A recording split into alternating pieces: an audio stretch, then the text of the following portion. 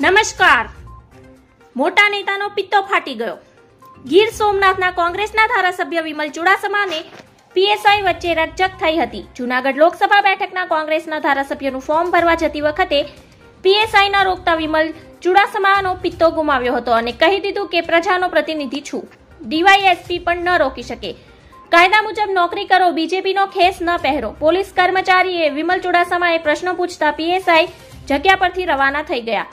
કોંગ્રેસના ઉમેદવાર હીરાભાઈ જોટવા પોતાનું નામાંકન પત્ર ભરે તે પૂર્વે શહેરની ડોમડિયાવાડી ખાતે કોંગ્રેસ દ્વારા સભા યોજાઈ હતી. સભામાં અનેક કોંગ્રેસના આગેવાનો અને કાર્યકર્તાઓ હાજર રહ્યા હતા.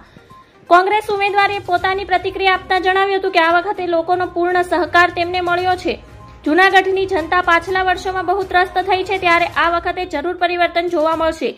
ભાજપ દરેક પાસે મોદીના નામે મત માંગે છે, પરંતુ સ્થાનિક દરેક બાબત લોકો સીધી રીતે મોદી સમક્ષ રજૂ કરી શકવાના નથી. હીરાભાઈએ પોતાની ભવ્ય જીતનો ભરોસો વ્યક્ત કર્યો હતો. ધન્યવાદ. જય હિન્દ.